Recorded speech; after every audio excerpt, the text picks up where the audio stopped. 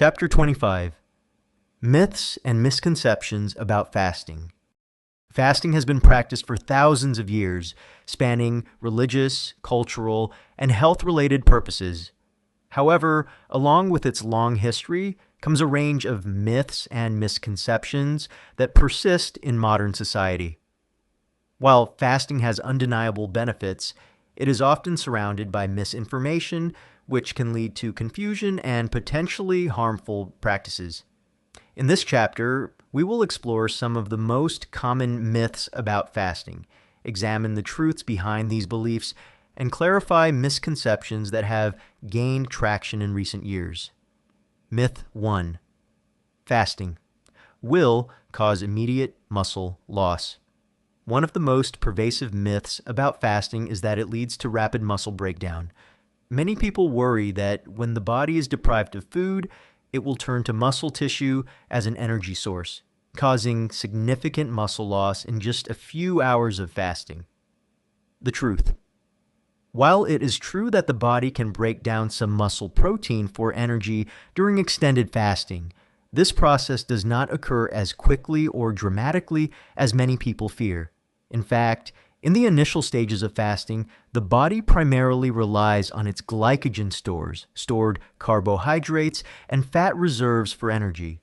Protein breakdown typically becomes more significant only after several days of fasting, when glycogen stores are depleted and the body needs to use alternative energy sources.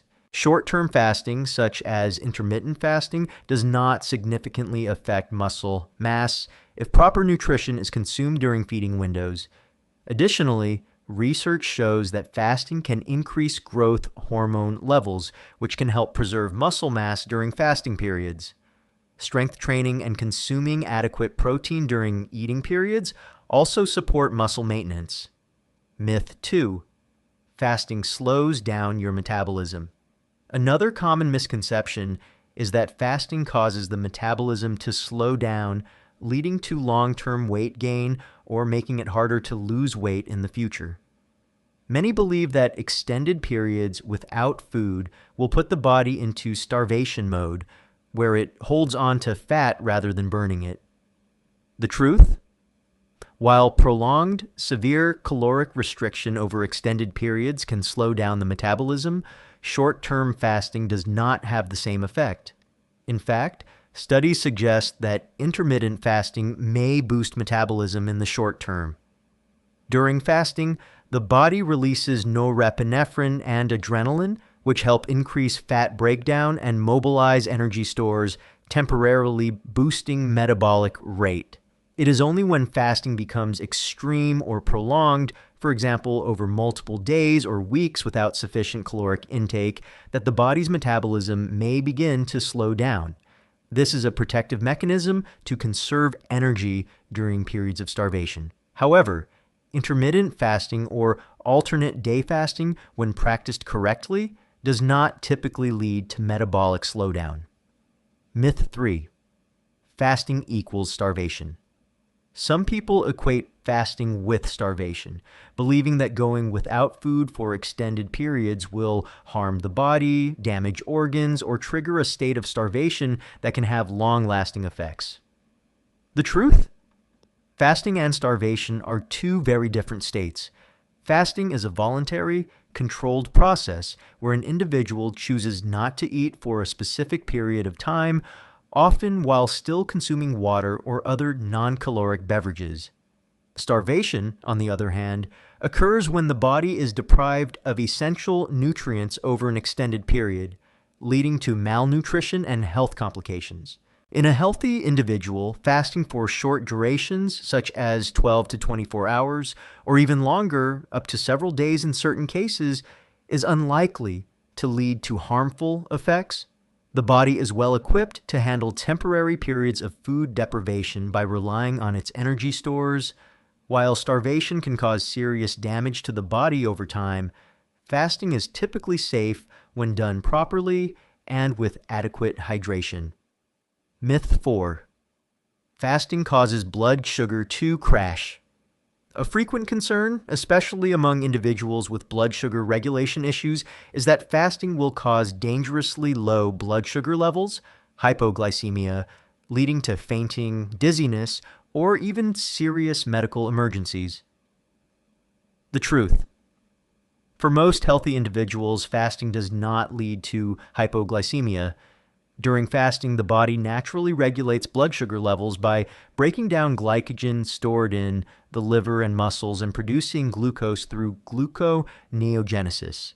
When glycogen stores run low, the body shifts to burning fat for energy through a process called ketosis, allowing blood sugar levels to remain stable. However, individuals with diabetes or those taking medication that affects blood sugar regulation should approach fasting with caution, as they may be more susceptible to hypoglycemia. It's always advisable for individuals with pre-existing conditions to consult with a healthcare professional before engaging in any form of fasting. Myth 5. Fasting is only for weight loss. Fasting is often associated with weight loss, leading to the belief that it is primarily or exclusively a tool for shedding pounds. Many people view fasting as a diet, similar to other restrictive eating plans, with the sole goal of reducing calorie intake and losing weight. The truth. While fasting can lead to weight loss, it is not its only purpose, nor should it be approached solely as a weight loss method. Historically, fasting has been used for a wide range of purposes, including religious, spiritual, and cultural practices. In addition, modern science has shown that fasting can offer a variety of health benefits beyond weight management. Fasting has been studied for its effects on metabolic health, insulin sensitivity, autophagy, the body's natural process of cleaning out damaged cells, and longevity.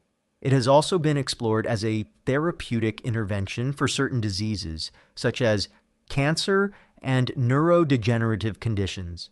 The potential health benefits of fasting extend far beyond weight loss and include improvements in overall well-being, mental clarity, and cellular repair.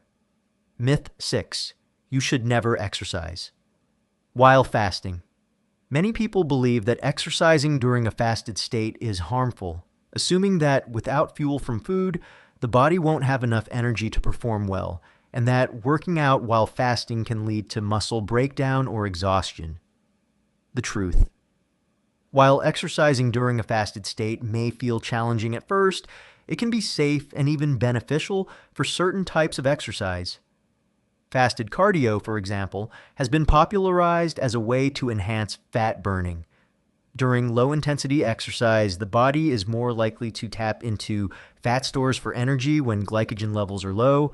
However, for high-intensity or strength-based exercises, fasted training can sometimes reduce performance, as the body relies more heavily on glycogen for these activities.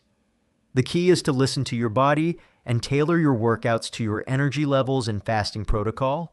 Some individuals find fasted exercise beneficial for fat loss and metabolic health, while others may prefer to fuel up before intense workouts to maximize performance. Myth 7.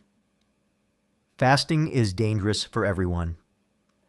There is a widespread perception that fasting is inherently risky, particularly for certain populations such as women, older adults, or individuals with chronic conditions.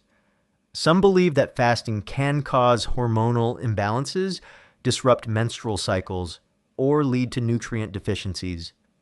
The truth. While fasting may not be appropriate for everyone, it is generally safe for most healthy adults when practiced mindfully and in moderation. Specific populations, such as pregnant or breastfeeding women, children, or individuals with certain medical conditions, should avoid fasting without medical supervision. However, for the general population, fasting can be a safe and beneficial practice. As with any health intervention, it's essential to listen to your body and seek professional guidance if you have underlying health concerns. Fasting may affect individuals differently based on their age, gender, and health status, so personalized approaches are critical.